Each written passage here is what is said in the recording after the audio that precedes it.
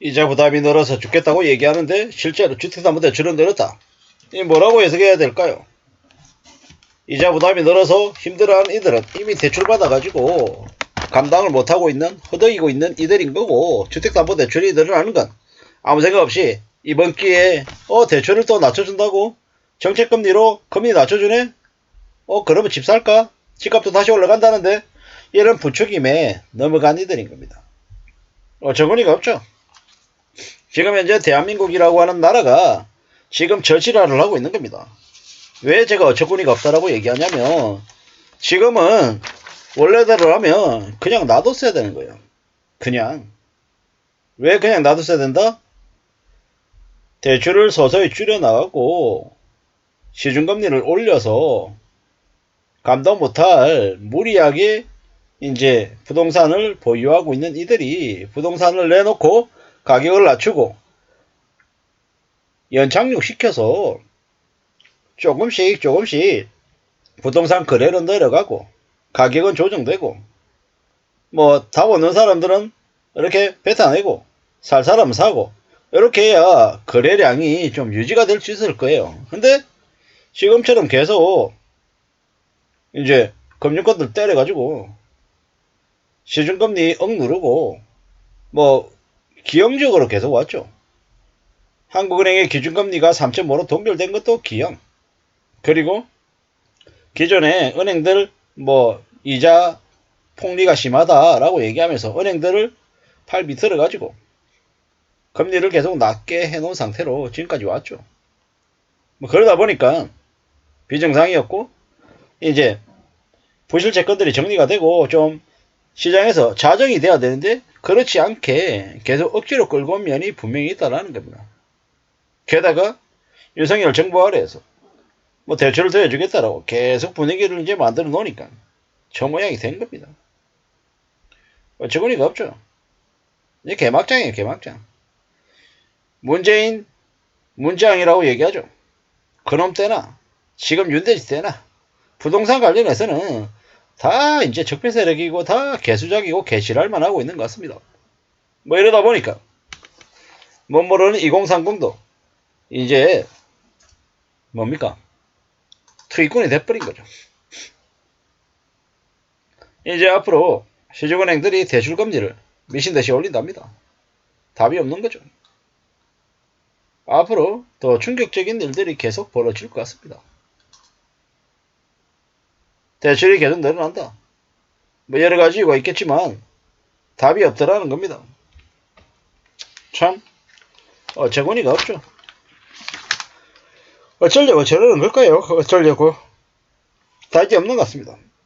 앞으로 내수가 급감하고 경제지옥, 생지옥이 될 것 같은데, 한국이 일본보다 더 심한 장기 침체로 들어갈 것 같은데 어쩌려고 저러는 걸까?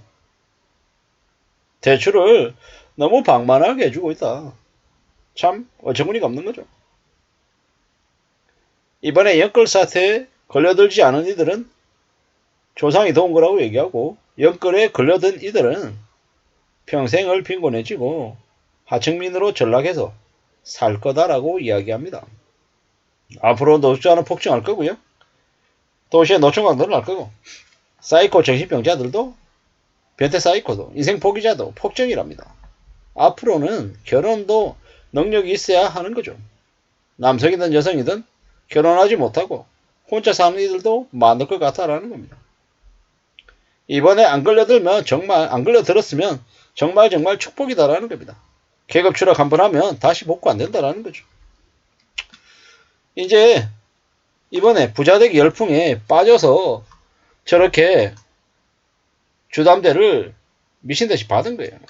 어처구니가 없죠. 어처구니가 없습니다. 너무 무리한 이제 투기가 벌어졌죠. 어쩌려고 저렇게 미친듯이 대출을 받은 걸까요?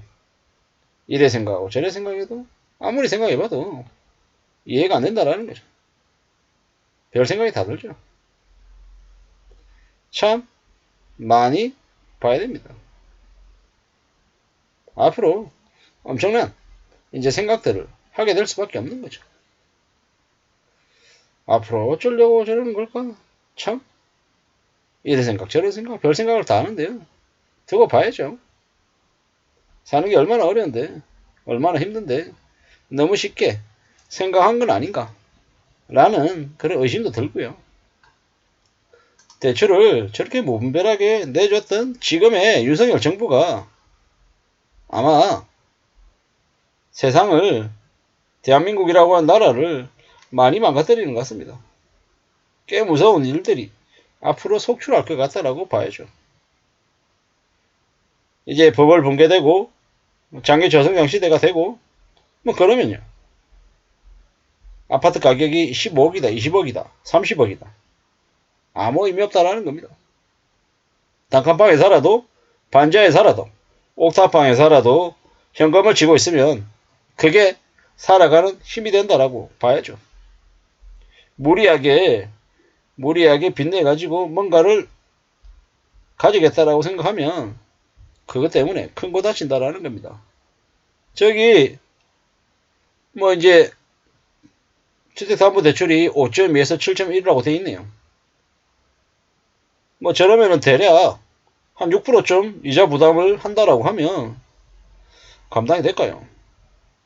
원래 이자를 6%로 해서 대출 받은 사람들은 감당할 텐데 초기 이자가 예를 들어 한 2.5%였다 라고 하면 6%면 얼마입니까? 거의 한 2배 이상이 오른 거죠. 감당 안 된다라는 겁니다.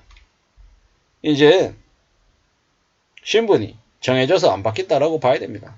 한번 빚져서 망가지고 나면 어지간하면은 복구할 수 없다라고 봐야 됩니다.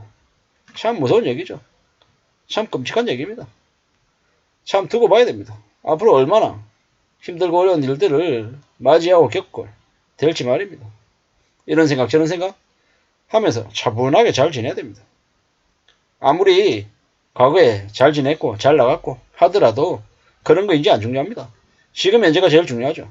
지금 현재 어떻게 하고 사는지, 어떤 모습인지 이런 것들을 잘 따져봐야 됩니다. 앞으로는 긴축 사회입니다. 그래서 더욱더 자신의 삶도, 인간관계도, 씀씀이도 여러 가지를 다 줄이며 살아야 됩니다. 두려운 시대죠. 앞으로 사람을 대거내 보내고 또 줄이고 또 줄인다라고 봐야 됩니다. 지금은 철저히 삶을 지켜내기 위해서 애써야 되는 시기입니다. 저렇게 주택담보대출을 6조 1천억 늘렸다고 하는데 그들은 아마 절대로 빠져나올 수 없을 거다라고 생각합니다. 삶의 무게가 얼마나 무서운지 그네들은 아직 모르는 거죠. 두고 봐야죠. 상상을 초월하는 대충격들이 아마 그네들에게 닥칠 것 같습니다. 이상입니다.